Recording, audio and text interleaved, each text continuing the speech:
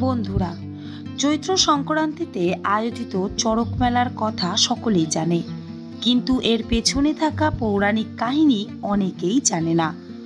কোনো রকম হিন্দু শাস্ত্র কিংবা শ্রীমদ্ ভগবত গীতা বা কোনো পুরাণে চড়ক সম্বন্ধে কোথাও কিছুই লেখা নেই। তা সত্ত্বেও এই চড়ক পুজো গ্রাম বাংলার বুকে জনপ্রিয় ও গুরুত্বপূর্ণ ঐতিহ্য হিসেবে পালন করা হয়ে থাকে। কিন্তু কেন? এই পুজোর ইতিহাস কি?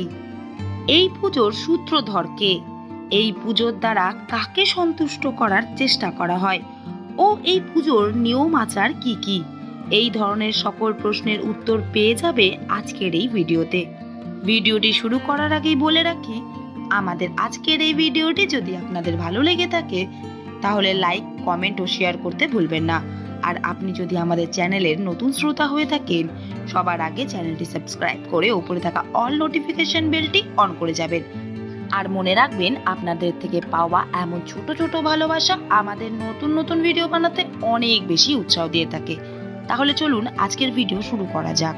বাংলা ক্যালেন্ডার অনুযায়ী চৈত্র সংক্রান্তি অর্থাৎ চৈত্র মাসের শেষের দিন শুরু হয়ে থাকে চড়ক মেলা, যা 2 থেকে 3 দিন ব্যাপী চলতে থাকে।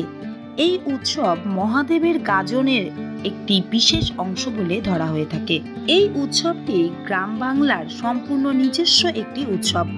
গাজন কথার অর্থই হলো গ্রামের মানুষের গর্জন। চড়কে অংশগ্রহণকারীরা ভীষণভাবে গর্জন করে থাকে, যে কারণে এমন একটি নাম দেওয়া হয়েছে এই চড়ক পুজোর। চড়ক পুজো নীল পুজোর সাথে বিশেষভাবে জড়িত। চড়ক পুজোর আগের দিন চড়ক গাছের একটি গুঁড়িকে পরিচ্ছন্ন করে মাটিতে পুঁতে দেওয়া হয়।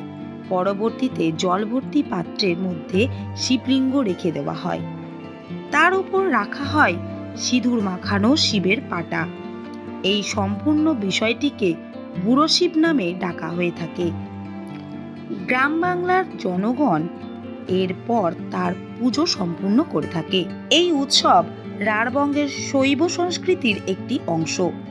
এই পূজার বিশেষ বিশেষ আচার হলো, যেমন জ্বলন্ত কয়লার উপর নগ্ন পায়ে হাঁটা, ছুরি বা কাঁটার উপর হাঁটাহাঁটি, শিবের বিবাহ, বানফোড়, আগ্নেয় নৃত্য ও কুমিরের পূজা, তীরবিদ্ধ অবস্থায় চড়ক গাছের দোল খাওয়া ইত্যাদি ইত্যাদি। এদের মধ্যে 2 জন সন্ন্যাসী হরপার্বতী রূপে বহুরূপী সেজে ভিক্ষা করে থাকে এবং সেই ভিক্ষা দ্বারা অর্জিত উপার্জন দিয়ে তারা ফলাদি গ্রহণ করেন।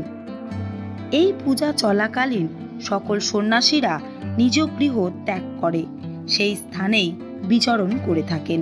লিঙ্গ পুরাণ বা বৃহধর্ম পুরাণ ও ব্রহ্মবৈবর্ত পুরাণে চৈত্র মাসে মহাদেবের বিশেষভাবে আরাধনার কথা উল্লেখ থাকলেও চড়ক পূজার উল্লেখ কোথাও করা হয়নি। তবে পশুপত সম্প্রদায়ের জনগণের মধ্যে সেই প্রাচীন কাল থেকেই প্রচলিত হয়েছিল এই উৎসব। ধীরে ধীরে সকল ধরনের উচ্চতর ও মধ্যবিত্ত সম্প্রদায় মানুষের মধ্যেও ছড়িয়ে পড়ে এই উৎসব। এবার জেনে নেওয়া যাক এই উৎসবের সূত্রপাত ও উৎসবের সূত্রধর সম্বন্ধে। 1485 সালে রাজা সুন্দরানন্দ ঠাকুর এই উৎসবের সূত্রপাত ঘটিয়েছিলেন। এছাড়াও এই দিনটির একটি বিশেষ মাহাত্ম্যও রয়েছে। বলা হয়, ঠিক একই দিনে মহাদেবের উপাসক বান রাজা শ্রীকৃষ্ণের সাথে যুদ্ধ করেন এবং ভয়ঙ্করভাবে আহত হয়ে পড়েন। এরপর বান রাজা পরম ভক্তিসহ মহাদেবের উপাসনা শুরু করেন।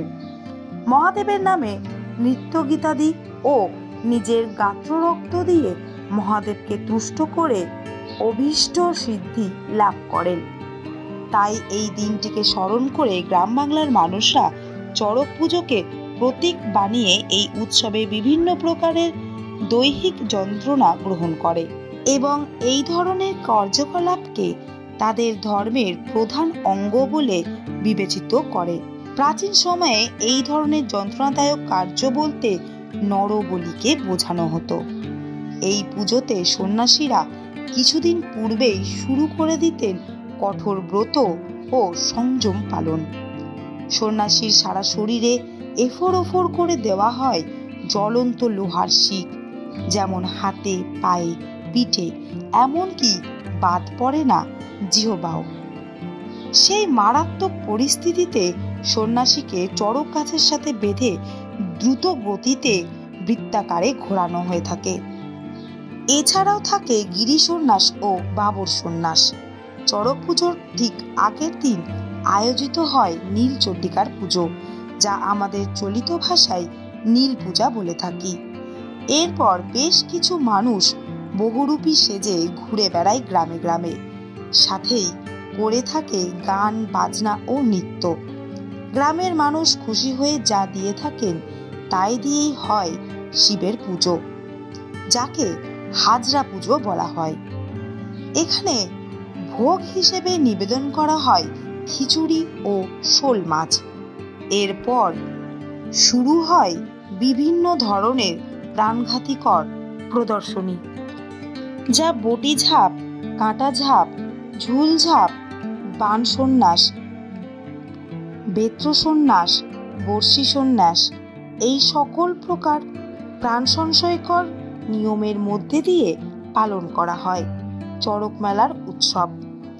ভিন্ন স্থানে ভিন্ন নামে এই উৎসব আজও হয়ে চলেছে, যেমন চৈত্র সংক্রান্তি, গম্ভীরা পুজো, শিবের গাজন, চড়ক সংক্রান্তি অথবা চড়ক মেলা নামে। তো বন্ধুরা, ভিডিওটি কেমন লাগলো কমেন্টে জানাতে ভুলবেন না। আজকের ভিডিও এই পর্যন্তই। আবার দেখা হচ্ছে এমনই কোনো নতুন ভিডিওতে নতুন কোনো তথ্যের সাথে। ততক্ষণ সকলে ভালো থাকবেন, সকলকে ভালো রাখবেন। নমস্কার।